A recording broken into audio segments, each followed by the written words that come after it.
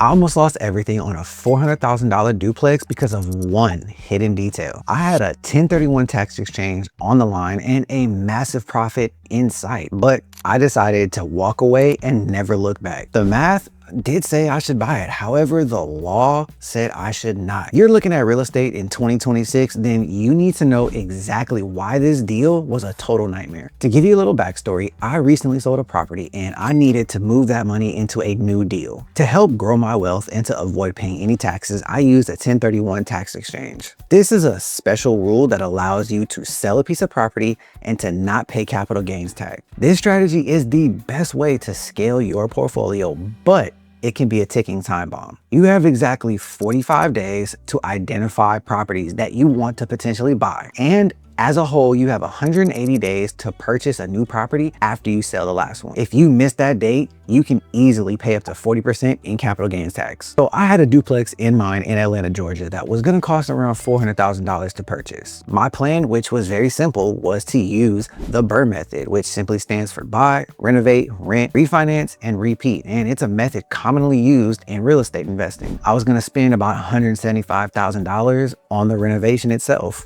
My goal was to turn this into a high value asset that the comp said would be around $850,000. The math looked like a massive gold mine and I was gonna have a ton of equity and cash flow. So I did the next logical thing. I got the property into contract and started my inspections and due diligence period. My general contractor went in there and told me exactly what I thought. It needed to be fully gutted and we had to start from scratch. At this point, I was excited, but still asking tons of questions. And the biggest question was actually this: if this was such a good deal, why was this duplex sitting on the market for so long? There had to be something hidden. You have to deal with the invisible laws that govern land. If you do not understand zoning and how the local rules work, you can buy a house and not legally be able to fix it for a long time. This is because most beginners only look at things like the roof or the kitchen just to renovate, but don't dig deeper. So everything changed when my general contractor stepped in and said, hey,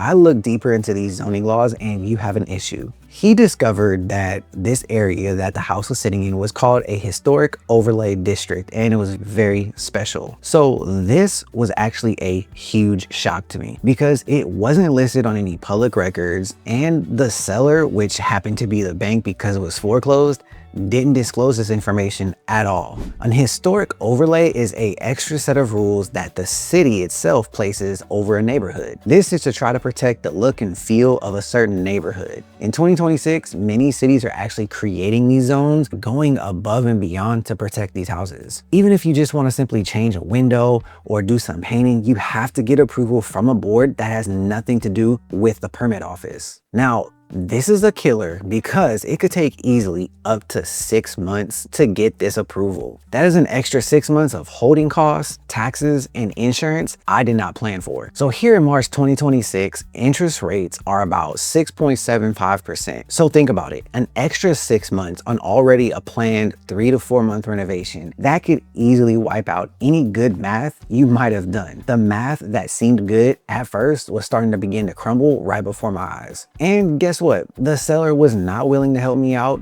at all. I asked them to lower the price because of the massive delay and the extra cost potentially of historical materials, and they just said no. They wanted me to figure it out, take all the risk, and take none of the blame. If I would have stayed in that house, I would have paid $400,000 for the house, renovated for $175,000, but those costs would have easily grown over $200,000 in repair costs, plus a whole bunch of extra holding costs. And a lot of time, the historical boards will make you use expensive materials to keep the look and the feel of that neighborhood. I then started to realize that the house being worth $850,000 was actually not that good. At this point, I decided to walk away from the deal. I called the agent, said, hey, get the earnest money deposit back and let's just walk away. That is the power of a good contract and doing your due diligence. And I still have time to be able to identify and purchase another property for my 1031 tax exchange. This is where a lot of beginner investors will feel forced to close a deal because they already spent time on it and maybe even a few dollars. But that is the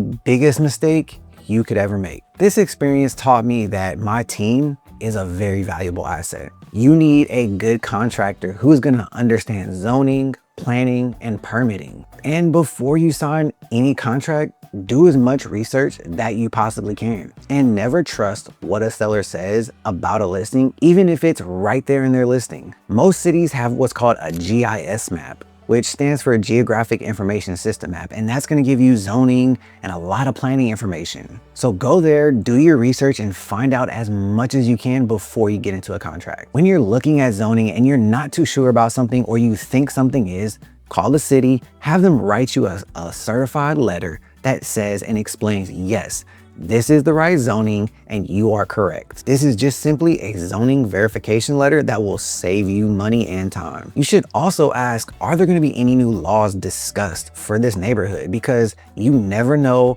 when a new zoning district or something like this could pop up. If there's one thing I can tell you, is to always remember to have a backup plan, especially when you're doing a tax exchange. The law allows you to name up to 3 properties that you've identified, but not necessarily have to purchase. Because I do have other options and I still have time, I was able to walk away with no harm done. So if this video helps you understand some of the risk of real estate, please like this video, subscribe as well to get other videos. I want to help you build your portfolio without making some of the mistakes that I've made. Leave a comment down below if you've made any kind of mistakes in real estate and learn from them.